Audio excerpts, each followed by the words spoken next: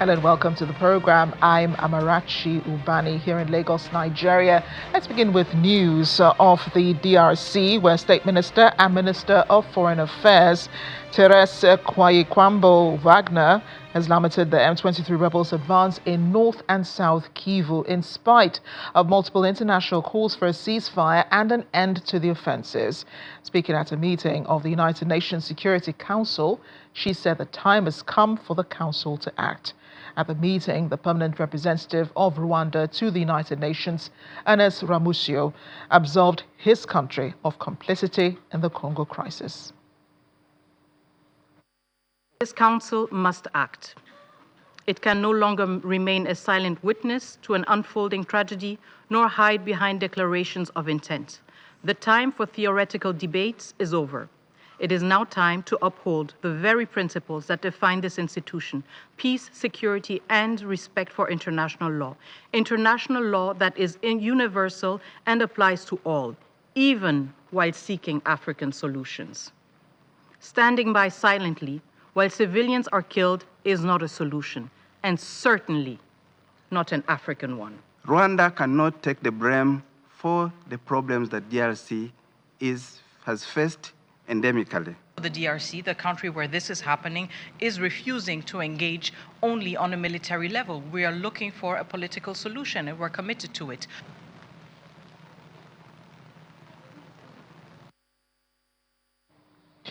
Now, under the theme, the political transition of South Sudan, reflecting on the past, shaping the future, the United Nations mission in South Sudan has convened a political parties forum in the capital, Juba, to discuss how to strengthen public participation in political and democratic processes.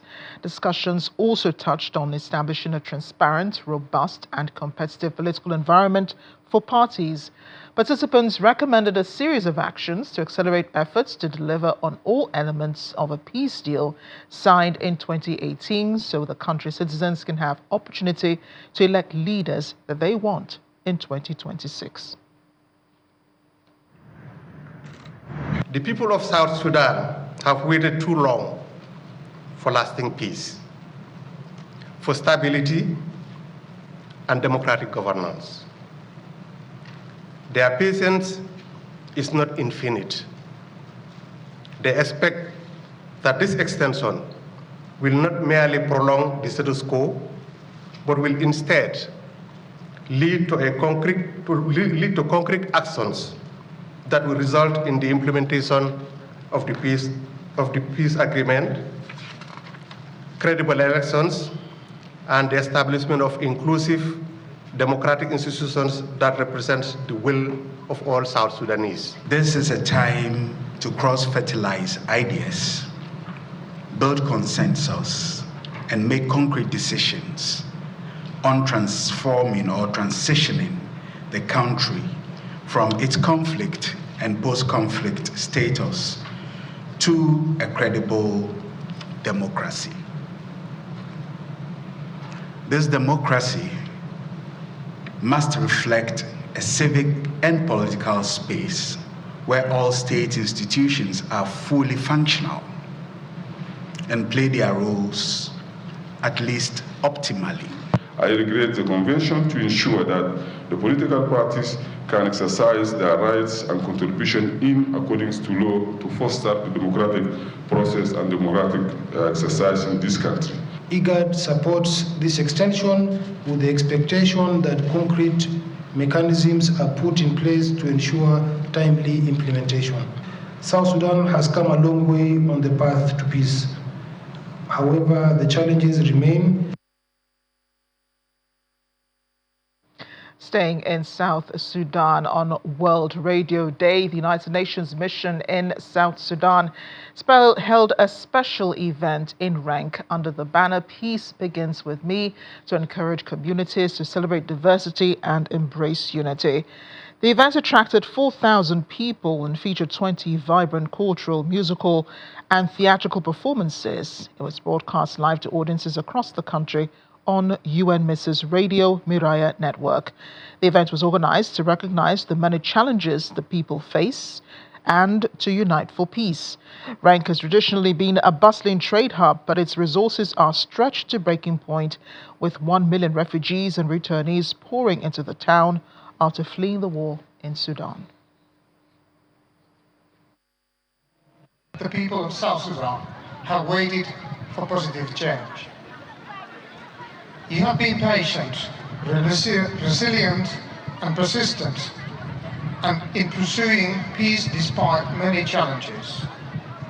Today, there is still much to be done to secure the better future that you deserve.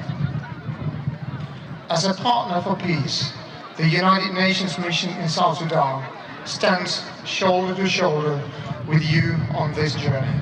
We have come together in Renk to recognize the many challenges that you face, but also to seize the opportunity to unite for peace.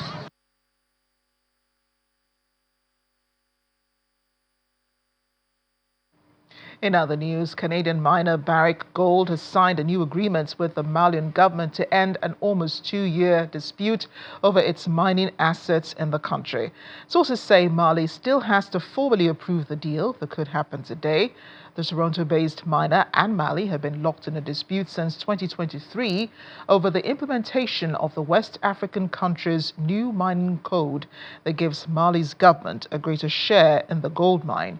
As part of the new agreement, Barrick will pay a total of 275 billion CFA, or $438 million, to the Malian government in return for the release of detained employees, seized gold, and restarting the operations at the Luolo Guankoto mine. Meanwhile, the United States ambassador to Nigeria, Mr. Richard Mills Jr., has given assurances that the American government will investigate allegations of terrorism financing leveled against the United States Agency for International Development, USAID. The ambassador stated this while fielding questions by journalists after his meeting with the Nigeria Governors Forum in Abuja. He says there's currently no evidence that the United States Agency for International Development is funding the Boko Haram or any terrorist organization. Last week, the United States Congressman Scott Perry accused USAID of funding terrorist groups like Boko Haram. Let me be clear. There's no friend of Nigeria that has been stronger in its condemnation of the violence of Boko Haram and Boko Haram's contempt for human life than the United States. We have labeled Boko Haram since 2013 a foreign terrorist organization, a designation that was designed to block Boko Haram from carrying out any asset transfers to the United States, allows us to arrest and seize members of Boko Haram, and allows us to cooperate in investigations with the Nigerian government. We, I can assure you, have policies and procedures in place to ensure that USAID funding, any of our assistance funding, whether it comes from USAID, the Department of Defense, the State Department, is not diverted to a terrorist group like Boko Haram. There's absolutely no evidence that I have seen that has occurred. And certainly if we ever had evidence presented to us that a program funding was being diverted to Boko Haram, we would immediately investigate, along with our Nigerian partners. And so I just want to be clear that when it comes to Boko Haram, the United States stands with Nigeria in wanting to rid this country of the scourge that organization represents.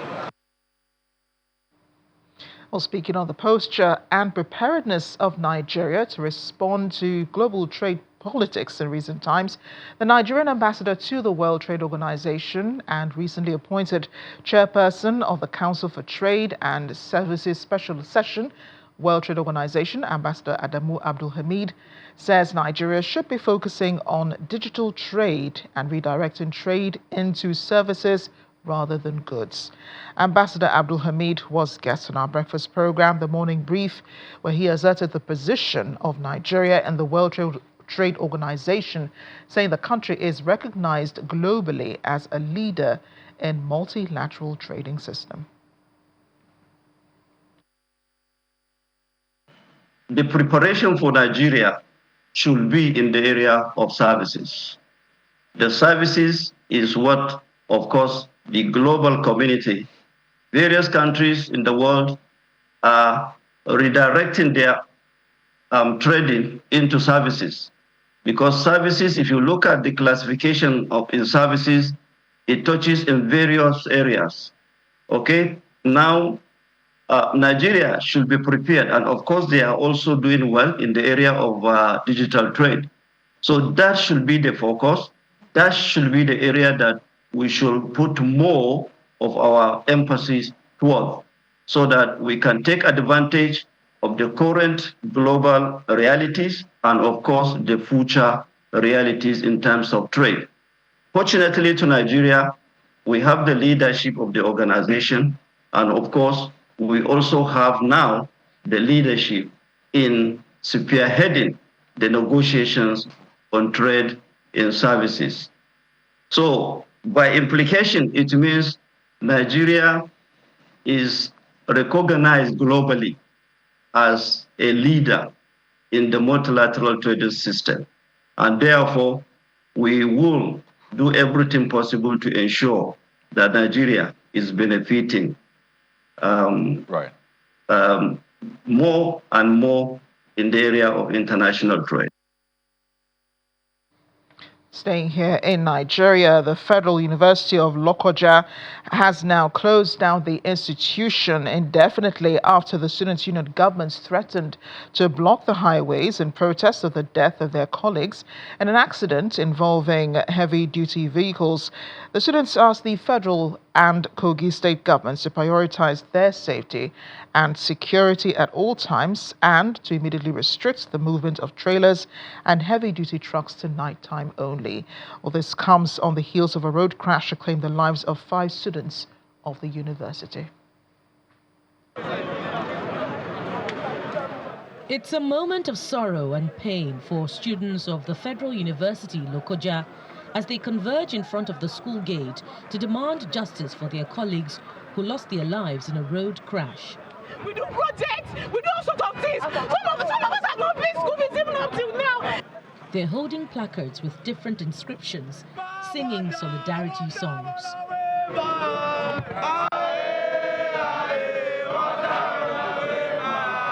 With the recent death of 5 students of the institution, the students make their demands. This trailer has killed 12 of our students. We need an alternative route. We don't want trailers to parade this place at daytime. It is very, very simple. We have 3 institutions in Kogi State that are strictly on highways. Federal University Lokoja, we have Kogi State Polytechnic, we have Confluence University of Science and Technology. We need pedestrian bridges in front of all these schools. Beyond road crashes, the students are also asking for improved security. We are tired. As a lady, I'm tired of losing my students. I'm tired of going to the hospital to see my student lifeless body. We are tired of accidents happening in Felele. We are tired of robbery cases. We are tired of police brutality in our school. The federal government should come to our aid. We are tired of all this. Imagine it is the governor's daughter or all those government officials' daughter or the children that this thing happened to. This road would have been blocked. So why are they doing this to us? Why is trucks still working daytime? At the scene where the accident occurred, an eyewitness narrates his experience and how he escaped the crash. For me to look at what was coming, already the trailer has landed. So I wanted taking off, but I fell down. At that instant where I fell down, the plank had spread, and it hit the shop before mine. It destroyed the shop. Then the wood there hit me and got me this injury on my hand. And the tanker driver there, I don't know what really happened to him. Guess they failed brake. Yeah. That was it. They failed brake and landed on a shuttle bus that was carrying about 6 or 7 students. And all of them there died. All of them there died. Nobody survived it. No single soul was alive. Every one of them died. A breakdown of the casualties is provided by the Federal Road Safety Corps. The information we got was that the truck had a brake failure. And in the process of trying to park properly, a minibus that were dropping students, where the vehicle rammed into that vehicle, and there was casualties, and a lot of people died during the process. 4 initially, but after I follow up the following day, another person died, making 5 in all. As time ticks over the ultimatum the students issued to the government of Kogi State, calm has returned to the institution, at least for now. As South Africa hosts the G20 Foreign Affairs Ministers meeting this week, Pretoria has emphasized that its G20 presidency presents a crucial opportunity to highlight the priorities of Africa and the Global South on the international development agenda. At least 35 foreign ministers, including Nigeria, have confirmed their attendance at the first ever G20 foreign ministers meeting. The country's G20 Sue Sherpa made the announcement during a media briefing on preparations for the high-level 2-day engagement. Discussions will be held under the theme Solidarity, Equality and Sustainability. Message of welcome to the various foreign ministers that will be in attendance.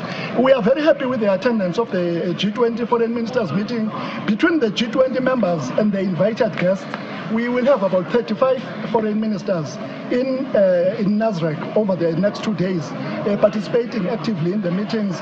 In addition to that, many international organizations have been invited, and all of them will be represented at the highest levels possible. Thank you very much.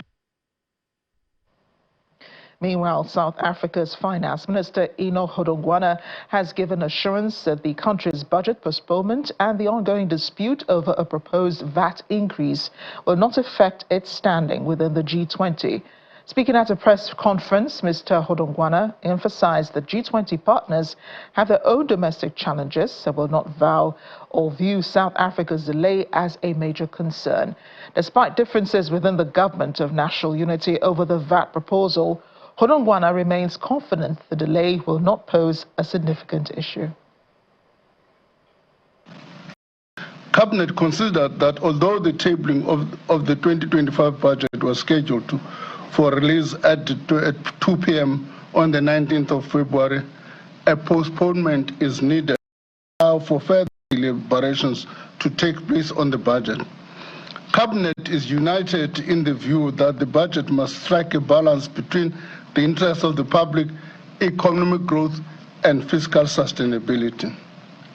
Furthermore, budget is produced and presented before the National Assembly according to rules outlined in the Public Finance Management Act. Section 20 of the Public Finance Management Act requires that the annual budget be tabled prior to the start of the financial year or, in exceptional circumstances, on a date as soon as possible after the start of the financial year, as the Minister of Finance may determine. Therefore, further discussion in Cabinet will take place in preparation for a new or amended budget to be tabled on the 12th of March 2025. The ongoing delay of Libya's national elections, which were supposed to take place on December in 2021, has deepened the country's political deadlock. Briefing the Security Council, the UN Chief of Political Affairs, Rosemary DiCarlo, underscored the country's fragile stability, which gets more tenuous by the day. She accused the leaders and security actors of failing to put the national interest ahead of their competition for political and personal gain. Mr. President, following successful local elections in 56 municipalities in November 2024, the High National Elections Commission has begun preparations for the next group of 63 municipal council elections. The preliminary candidate nomination phase has concluded, with over 4,900 candidates nominated, out of whom 1,345 are women. On the security front, the activities of non-state and quasi-state armed actors continue to pose a threat to Libya's fragile stability. On 12 February, The Minister of State for Cabinet Affairs, Mr. Adel Juma, was injured in an armed attack on his car in Tripoli. We call for a full and transparent investigation to ensure that the perpetrators are brought to justice. Mr. President, migrants and asylum seekers, including children, continue to face serious human rights violations across Libya, including torture and cruel and inhuman treatment. The alarming and tragic discovery of mass graves following raids on human trafficking sites highlights the severe danger faced by migrants in Libya. Turkey has hosted the first round of technical negotiations between Somalia and Ethiopia under the auspices of Foreign Minister Hakan Fidan. The talks marking a critical step towards implementing the Ankara Declaration adopted on December 11, 2024, held in Ankara. It brought together delegations led by the Ethiopian Foreign Minister and Somali State Minister for Foreign Affairs. The Ankara Declaration was brokered by Turkish President Recep Erdogan following discussions between Ethiopian Prime Minister Abiy Ahmed and Somali President Hassan Sheikh Mohamud. The agreement set forth a vision for fostering regional stability and economic cooperation amid tensions between the two nations. The talks come at a pivotal moment as regional tensions persist over Ethiopia's access to the Somali coastline, an issue that has sparked diplomatic friction in recent months. Tunisia's crackdown on political opponents and activists is causing raised eyebrows at the United Nations Human Rights Office. Addressing the bi-weekly press briefing in Geneva, UN spokesperson Tamim Al-Khitan decried the slew of human rights offenses meted out on professionals from different walks of life who speak against the regime.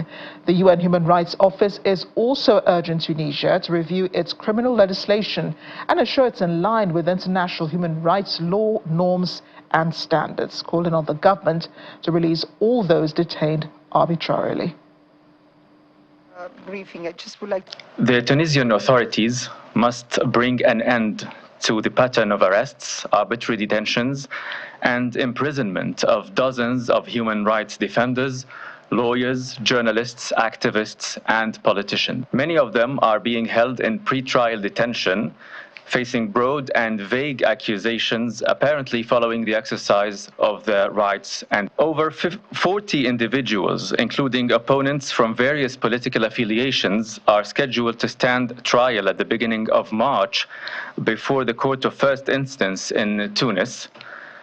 They are part of a group accused of conspiracy against the state, as well as terrorism-related charges. Earlier this month, the Court of First Instance handed down prison sentences ranging from 5 to 54 years to 41 individuals in what is known as the Instalingo case. The charges included plotting conspiracy against the state security and committing offenses against the country's president in a trial marred by alleged violations of fair trial and due process. Among those convicted are politicians, journalists, and bloggers. Meanwhile, former Truth and Dignity Commission President Siham bin Sidrine, who is 75 years old, remains in prison, awaiting trial. Last month, the authorities extended her detention for 4 more months. She was taken to hospital recently after being on hunger strike for 2 weeks. UN High Commissioner for Human Rights Volker Turk calls on the Tunisian authorities to cease all forms of persecution of political opponents and to respect the rights to freedom of opinion and expression. He also appeals for the immediate release on compassionate grounds of those who are of an advanced age and those who suffer from health problems. And as we end the program, a joint Egyptian-British mission has identified an ancient tomb near Luxor as that of King Thutmose II, marking the first discovery of a pharaonic royal tomb in more than 100 years. Located west of the Valley of the Kings, Thutmose II's tomb was the last lost tomb of the kings of Egypt's 18th dynasty. It's also the first royal tomb discovered since King Tutankhamun's in 1922. Archaeologists were able to identify the tomb due to the alabaster vessel found on site and inscribed with the name of King Thutmose II and his wife Queen Hatshepsut, one of the small handful of women to have ruled Egypt. They also found pieces of his funerary furniture as well as pieces of mortar with blue inscriptions, yellow stars, and religious writings. Africa remains undiscoverable. Thanks for watching Network Africa. I'm Amarachi Ubani.